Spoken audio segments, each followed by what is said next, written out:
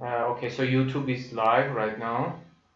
I see we went live on YouTube channel Startup Battles. Let me quickly just drop you that at the moment. I have prepared a quick video of the background.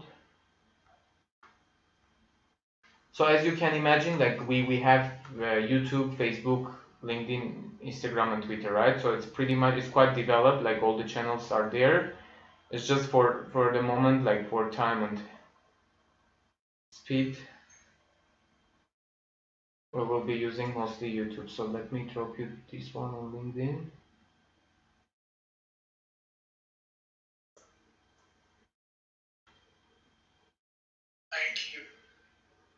Okay, yeah, just come there, bro. Like this title is old event. I'm now quickly fixing the title. As you can see there, I'm just on editing mode. But we are live also on Startup Battles YouTube channel. If you like type on YouTube search, it will come also on there. Is it working? Is it working good on your side? Just so I mean I'm. Yeah, I can. Yeah. Awesome. So you see that's kind of the old title and description. So I'm bringing you like now the new one. So now we have new title and description. Title required.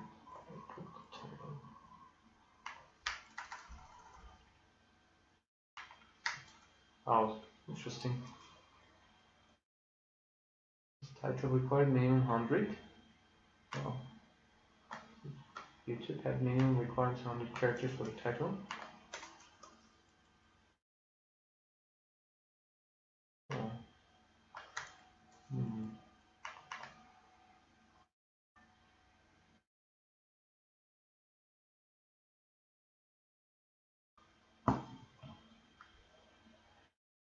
Let's see.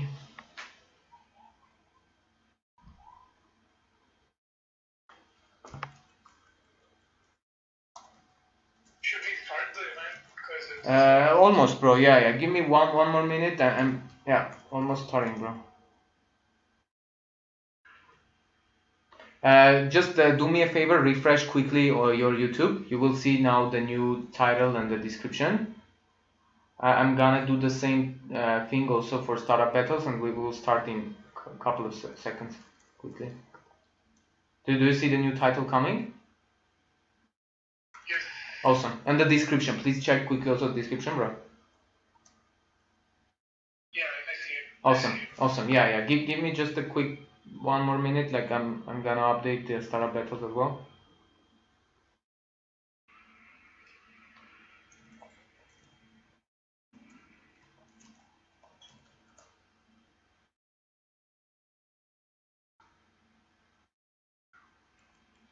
Okay, here we are. Now let's start the battles.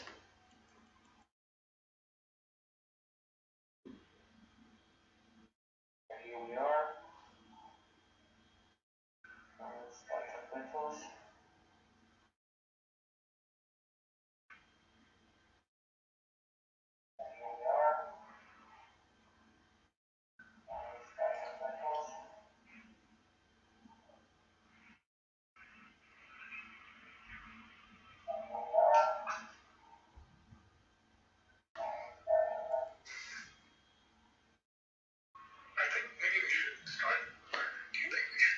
That's fine, bro. Like, I mean, 5 minutes in this kind of clubhouse event thing is fine. The audience, I'm pretty sure, will understand we had some delays for preparation stuff. We are like in 3 minutes, right? Over there. Yeah, just 2 more minutes, it should be good, bro.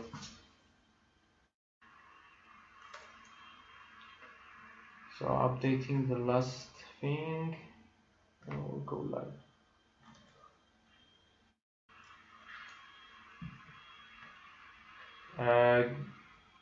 Please check this one link, last thing, and then we will go live, bro.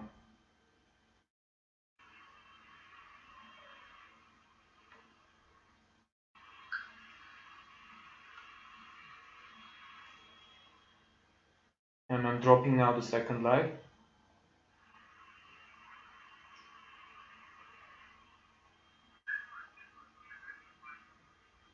Okay, so check this. Oh, it came the studio link, right? Is it somehow opening on your side, or it goes to the studio link? Yeah, this is the public one. Sec. Yes, I think you can see it. Here's the public. You got it? You see future of AI and blockchain, basically. Yeah, you sent me the studio one, so it's not working. Okay. Okay, so let's hop into the main event page, okay? Cool. So the event will be like this.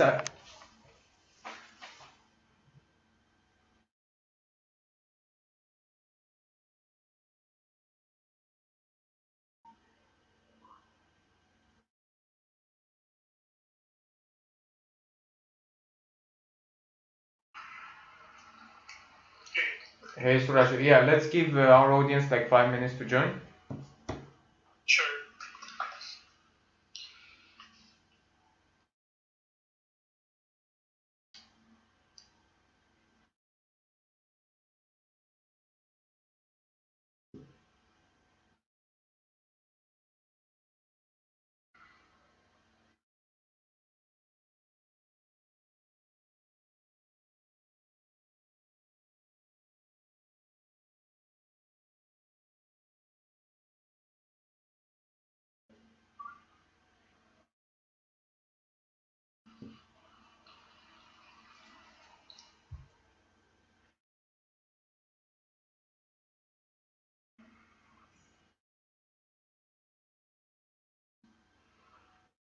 Okay, let's start. I think like people are coming and going, so in 15 minutes more people will come definitely.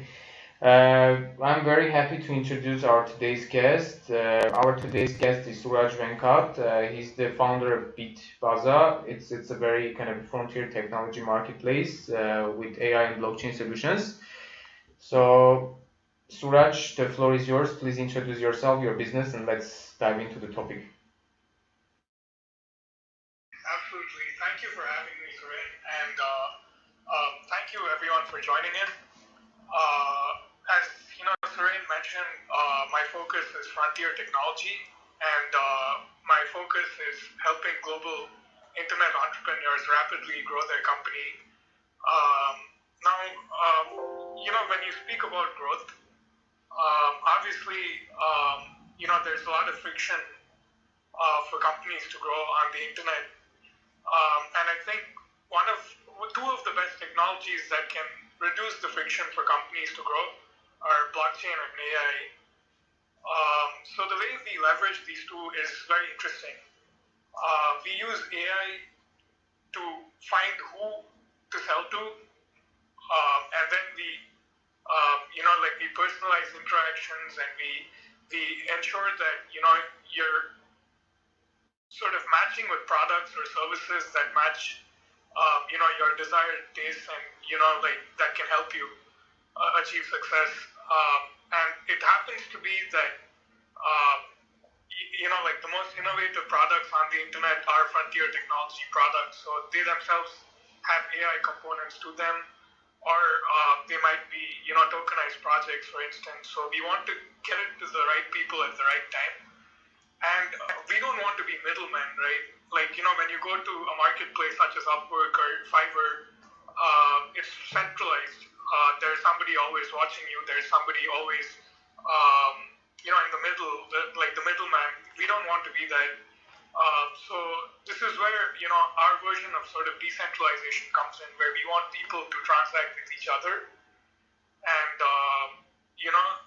we don't really want to cut for any of the conversations that happen or any of the business that develops as a result of matching on the marketplace. And I think, we use AI basically for communication, and we are currently building out capabilities for you to have self-custody of your funds. So you can just basically transfer, tokens either pegged to the dollar, or, if you want to transact in Bitcoin or, any of your desired currencies, you can do that. And you basically get a secure portal to, plug your wallet in and make those transactions, and, pay anyone, receive payments, and also use the facilities of the platform. So this is what we're building. We're still, just 3 months after our first, software launch with a few enterprise customers. But yeah, from here, the road is obviously to now include interesting, products like token launches. So, the next breed of companies that come through can also, find early adopters using those token launches and things of that nature. So those are still in the works.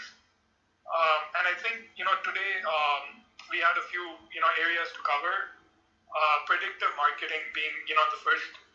So predictive marketing, it is a big thing. Like everyone wants predictive growth, but not everyone can sort of achieve predictive growth.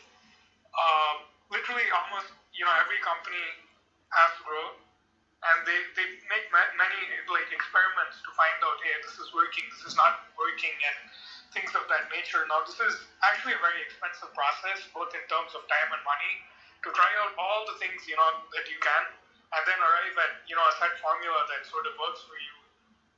But when you employ something like reinforcement learning, it can it can basically perform both the exploration of the strategies as well as the exploitation of the strategies that are working very well simultaneously. So this is what we've incorporated to something as simple as email marketing, right? Because most enterprise companies or most companies on the internet use email to a certain degree to facilitate sales or for their communications. Now, what if you apply reinforcement learning to emails, like finding the right people to target, and getting to that answer faster? Who are the right people? What time are they going to open the mails?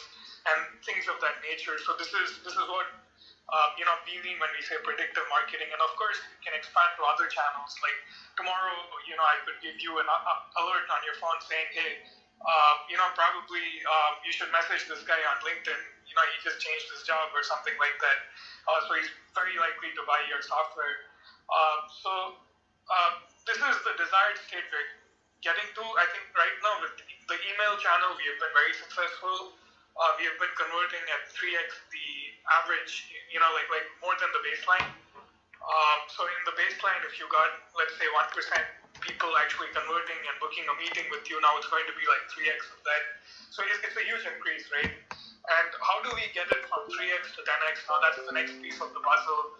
So obviously, there's a lot of work that's happening within our company. There's a lot of exploratory work that we do ourselves to sort of increase these rates and to make marketing more data driven. And that's sort of the vision behind building this. And I want to offer it at a price that any global entrepreneur see. I mean, I lived in the US for like 8 years, like in the Valley, and before that I was in Chicago, and I also lived more than like 1 year in like New York, and I was hustling, and what I noticed is I also come from a developing country, right? Like I actually come from India, so I've faced many sides. Suraj, very interesting developments. So tell us a little bit about your background, like why you kind of came up with this business idea, and like are you kind of do you have technical background or more marketing sales guy? So kind of the audience gets it better. Just your story, right? Absolutely. So, I mean, I was a very technical guy. I was into, kernel programming and, like systems programming, but I always had an entrepreneurial streak, and that's sort of how I got into sales and marketing. And somehow it happened that I was doing sales and marketing for deep tech. And then, that led to the evolution of sort of BitBuzza and like a frontier tech marketplace, because I had these relationships with companies and also, individual entrepreneurs who were trying to sell groundbreaking things. So I wanted to build a platform to help anyone around the planet to bring, interesting innovations and, to get customers. So that's kind of the, like the story. Sounds great. Sounds great. So what about like your email marketing software? Because I think you are kind of representing two somehow separate business concepts. So tell us a little bit about what's revolutionary with your email marketing kind of business compared to the competition. How would you kind of describe your business? So, they're one and the same thing. So when I say it's a marketplace, right, the strategy for me to bring in customers for you on my marketplace is, using this email marketing AI. So there, pretty much, a landing page gets set up on the marketplace, and now, anyone can discover you, anyone who's coming in through inbound, and then through an outbound strategy, we again bring back like traffic into that same landing page on the marketplace. So that's pretty much what's happening, and each communication is personalized. So if you reach out to somebody you've never reached out to before, it seems very tailored, like you've researched something, and then the link that's given in the email that links back to our marketplace, and then that person sort of discovers and reads and sees the review and some sort of demo, and then pretty much you get on a call with. So this is what happens. So sounds very interesting. So just as a kind of external guy, also second time hearing your story, let me a little bit simplify it for our audience.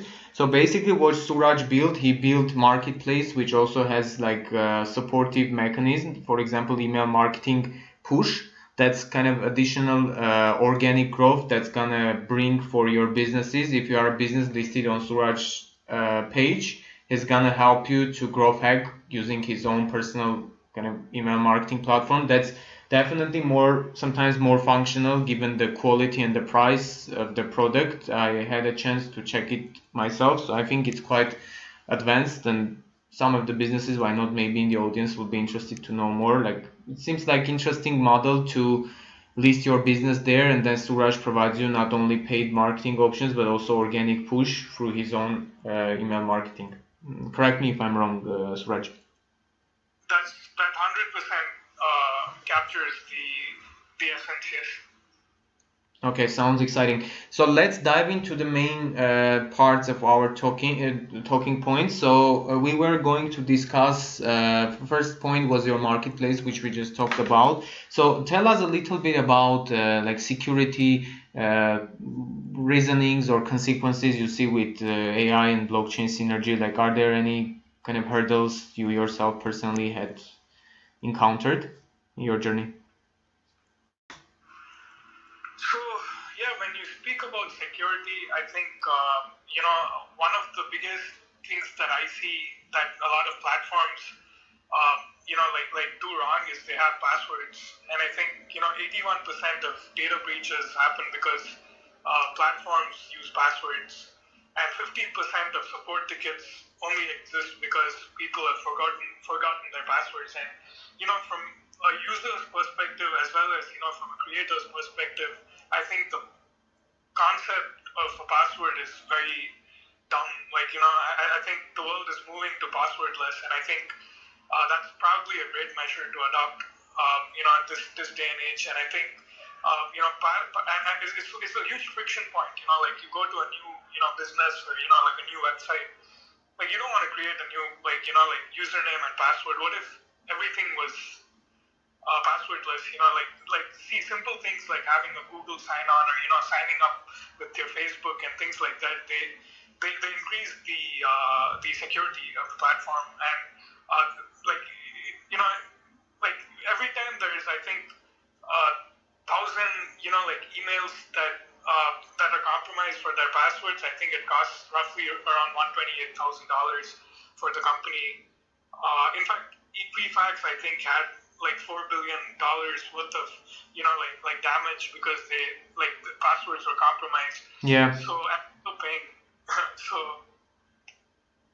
that sounds really interesting. So basically, because we are in the blockchain game, both of us, so it's like a cryptographic security layers, sometimes with like easily 2-3 layers of security. That's kind of even you can cryptographically put some codes or some cryptography on your mobiles as well. Like for example, your iPhone might have like different layers of security, so that even if it's still like they practically can't hack your iPhone because there's like some sort of other cryptography there as well.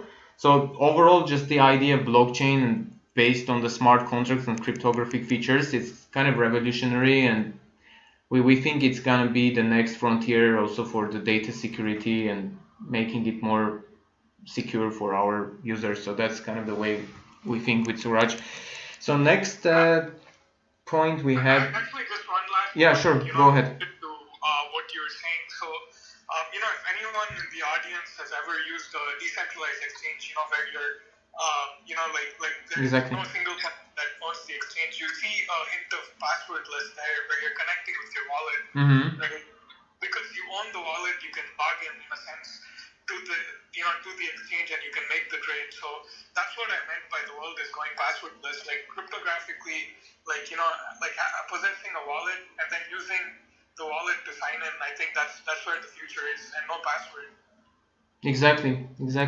And also, I think there should be also alternatives for Google trackers. Like Google has this password generator. Maybe that's gonna be another app that's for blockchain-based application that still provides you the the password. It's just like to support the blockchain community as well, right? Because we try to create alternatives. Right now, Google has these password verification methods, like the same with exchanges, right? Tokenized exchanges, you can use Google's generated passwords to let you in, but maybe there's gonna be also blockchain alternative for that as well, like application that generates passwords for you, right? So next topic we have there, like in our agenda, is the advantages and challenges of tokenization for AI-based products. What are your personal observations, Raj, about this topic?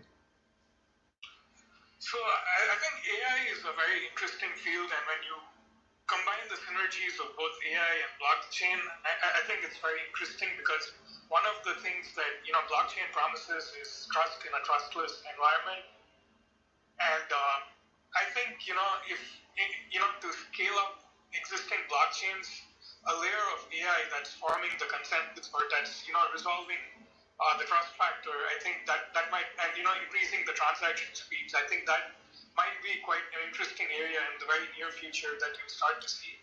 And I think tokenization of AI products itself, for example, imagine if I had to process some computer vision application, like, hey, I identify this object, maybe it chews up a lot of CPU cycles, GPU cycles on my end.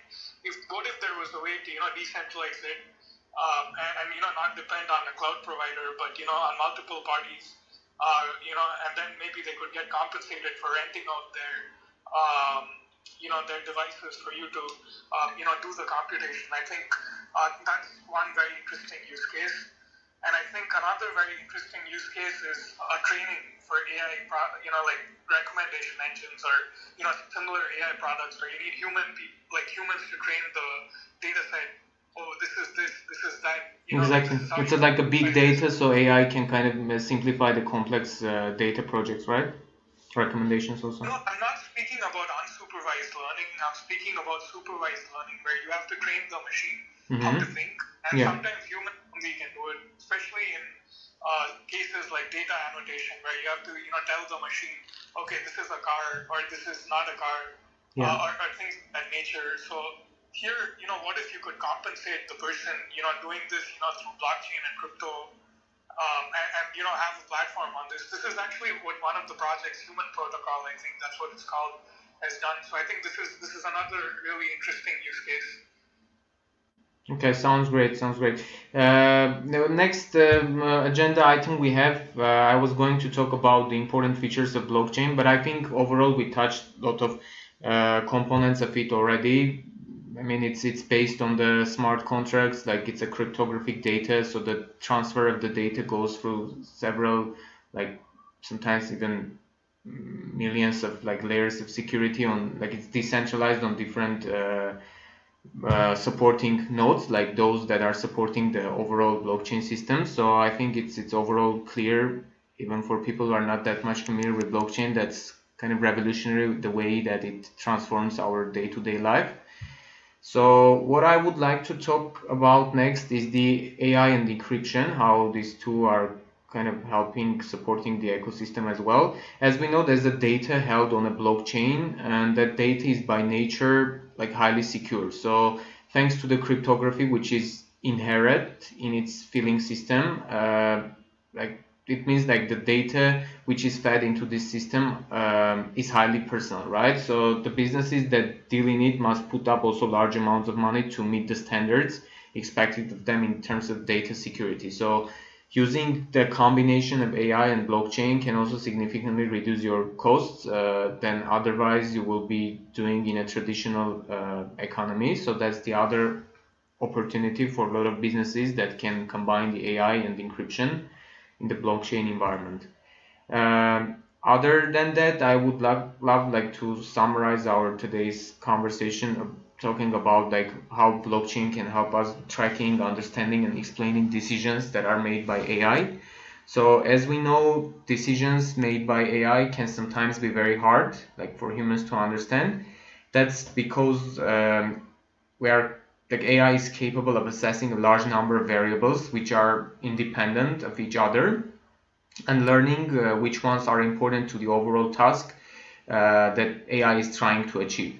So for some time, it will still be necessary to have these decisions audited by us humans for the accuracy purposes.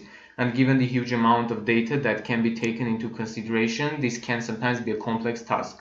So for example, I would like to bring Walmart's example. They feed months worth of transactional data across all of their stores using AI systems that makes their decisions on what products should be stocked and where like very easy and almost like humanless, no human touch in those decisions. So and finally, if decisions are recorded on a data point by data point basis on a blockchain, it makes it far simpler for them to be audited, which with the confidence we can say that this record has not been tampered by any third party. So that's kind of very transparent environment transferring the information between parties of the blockchain, right? So that's pretty much it from my side. Suraj, if you would like to have like concluding maybe 5-10 minutes from your side to conclude our today's interesting conversation, go ahead. Absolutely. So I think there's quite a few possibilities when you look at AI in blockchain as well as blockchain in AI. Um, there are two different things, right? Like, how do you apply AI to blockchain? Sure, you can have, like an AI agent forming the consensus instead of, some of these blockchains are very centralized. Like, I don't want to take any examples, but the way they've solved like Ethereum scaling challenges is by centralizing some of the decision making as to how the consensus is happening. But now, what if you had AI agents instead? This would probably be decentralized, right? If you could theoretically have trusted AI, so it's not really a human intermediary. It's just an AI that's doing its job. So I think that's pretty interesting. And other side of the thing is when you look at blockchain and AI. So as I was saying, like what if you could decentralize computing so that many people can work on like give out their CPU, GPU, and processing power to process AI projects. Some of them have really large computational needs. Like if people are aware of things like GPT-3, it's quite expensive and yet very expensive. Also, like for example, imagine AI video, like AI movies that like shooting even AI movies, like AI kind of computing power is very high, like the hash power that goes towards that kind of project. So imagine if there's a blockchain decentralization of different servers that are providing like huge hash power, like it can help a lot with producing such high volume products, right? For example, like movie production using AI, like image editing using AI, those require those high GPU requirements that you mentioned, right? So that's I think that's something that's coming, right? So what's your observation about those type of projects? Absolutely, and I think that's kind of what I was hinting at. Computer vision will be the single most biggest beneficiary from like decentralizing compute. Because if you look at a human itself, like 80%, or I think some people even say like 85% of your brain's processing power just goes to vision. So if you look at AI again, like most of how it's going to learn and most of the applications that you'll see in the future are going to be within the computer blockchain realm, and this is going to, like, it's going to change the world in many ways. Like, you look at quality inspection or something, like in machinery or like production. You could leverage like decentralized compute to do quality inspection. Or this this equipment is broken, this is not broken, okay, this is good. So you can soon get to a point where you will have decentralized factories in one sense, where people are printing out things, it's getting tested by AI, some other guy is giving the processing power from some other part of the planet. So that's pretty interesting. And then I also think of a world where machines will talk to machines, right? And the way they would transact with each other would be obviously through blockchain and through crypto economics, forming consensus. Okay, I've got to pay you this much for this task, and then they transact. The role of the human, as we go on, will be just as the biggest, beneficiary from all these technologies, where they live in the most awesome world where they don't have to do much except the most creative things. And I think this is what future of AI and blockchain is going to be, or the fusion of the two, or one and the other. So I think we won't see much of this happening in the next 5 or even 10 years. But 10 years from now, you will see a world where machine to machine is where most of the transactions are happening. It's not human to human anymore. Exactly, Suraj. Thank you very much. It was a really interesting summary from your side. What I would like just give you my 2 cents there is that obviously AI and blockchain are providing to be quite a powerful pair. So they're literally improving almost every industry in which they are implemented. Like blockchain and AI are combining to upgrade everything. Can be like from food supply chain management, logistics. You can go as far as healthcare record sharing, media royalties, and financial hedge security markets. So really the opportunities, especially in this combination of AI and blockchain, are endless. So definitely we're gonna experience very rapidly growing new marketplaces in the world full of this synergy of AI and blockchain. Thank you very much again for having you here today. It was really a pleasure to host today's conversation. I think this is one of those unique conversations that are happening on Clubhouse as well. It should be interesting for our audience as well. So let's open up the audience for some interesting questions that our audience might address us. So guys, we would like to open the floor. If any of you would like to raise your hand and ask any questions, you're very welcome.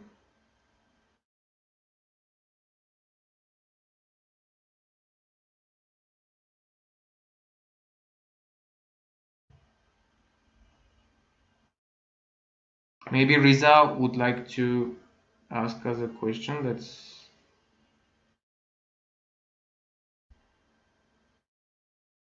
invite her to ask a question.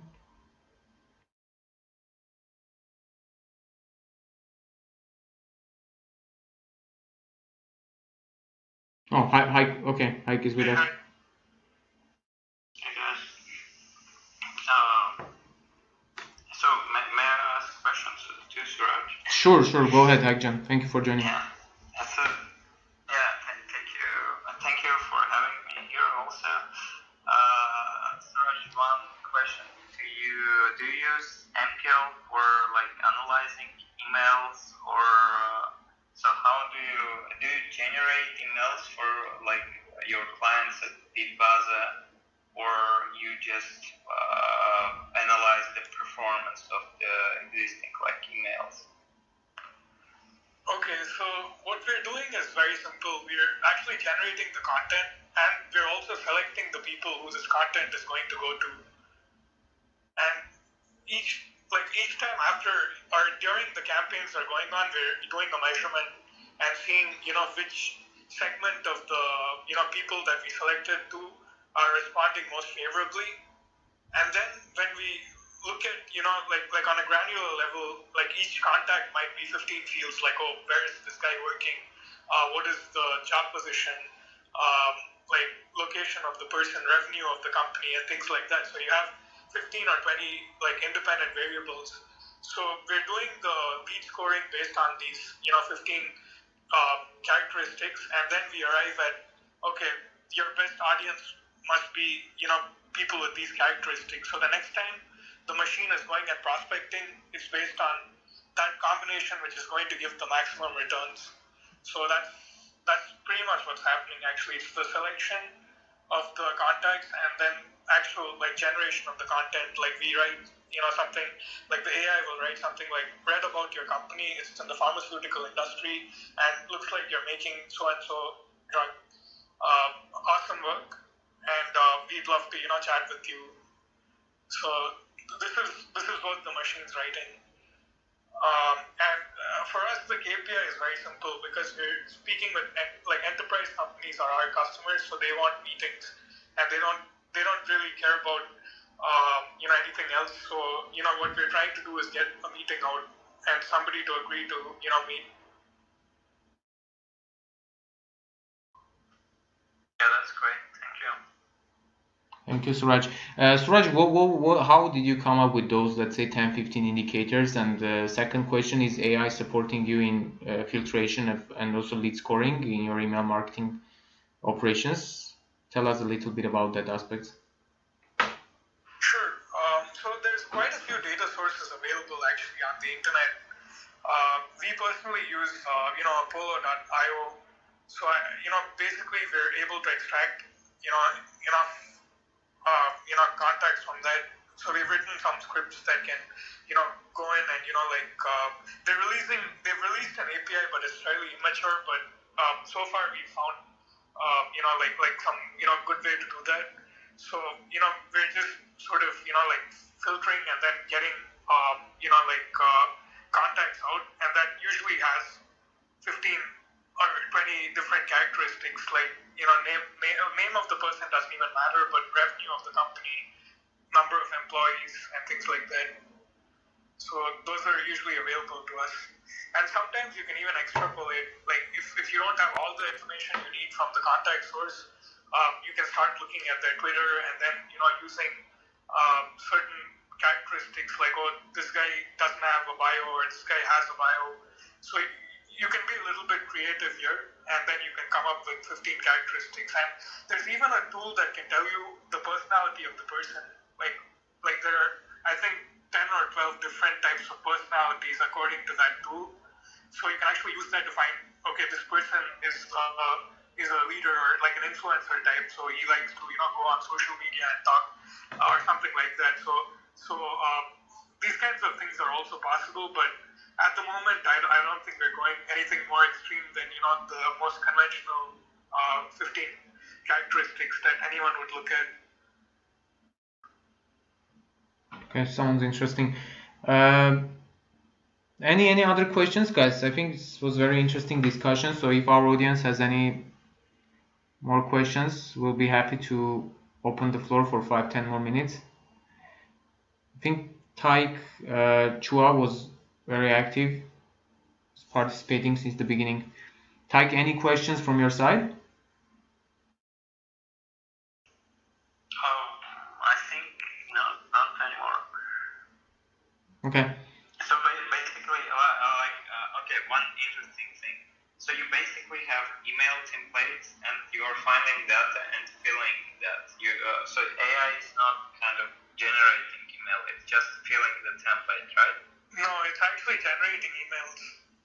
So there's no template. It's based on its understanding from the 15 or 16 different characteristics. So it's different for each. So it's also going to study things like what's your SEO description for your company. So it looks different for each, right? Because each company does something different, and it's not your conventional awesome your position at company. None of that. That's not really AI. Here instead it's more creative. It's saying awesome work on building the next gen pharmaceutical products. It's awesome that you got 10 new employees last month. So this is personalization, right? This is hyper personalization, and that's kind of what our AI does.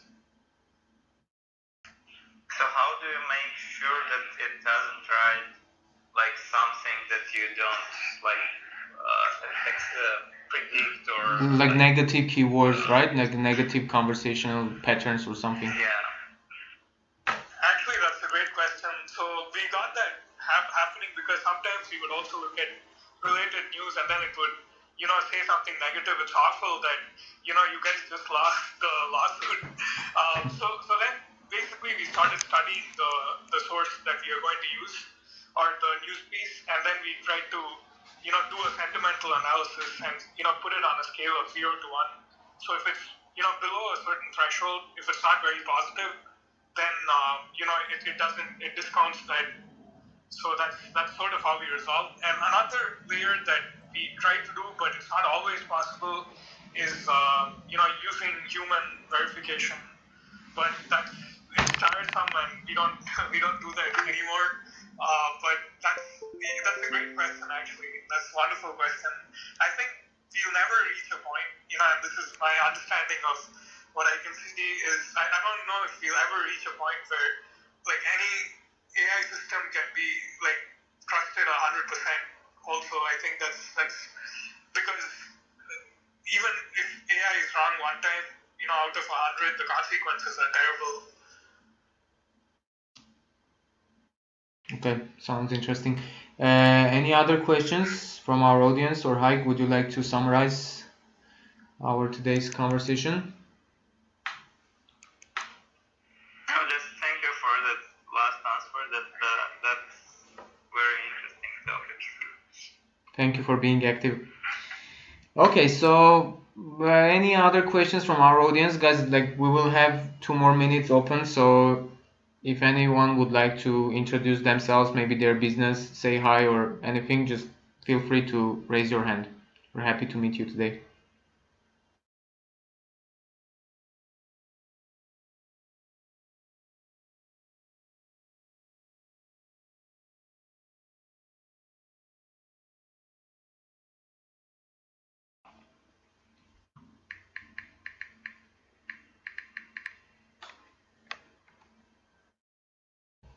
I think we will finish today's conversation with this note from Haik. So thank you very much, Suraj, for having this wonderful conversation in Startup Battles Club. It was really nice hosting you, and happy to have you also during our VR talk show, right? So we have this unique, I think it was the only 100% in Clubhouse history that we're hosting literally in 2 places live. One is on our VR space, so we're building custom VR spaces for businesses with your logo and like your promo materials, everything, plus your VR emoji, so we can have very conversational, interesting discussions there as well. Like, plus Clubhouse will be live as well. So happy to have you there. Let's discuss further. Maybe in upcoming 2-3 weeks we can have another session on VR talk show format as well.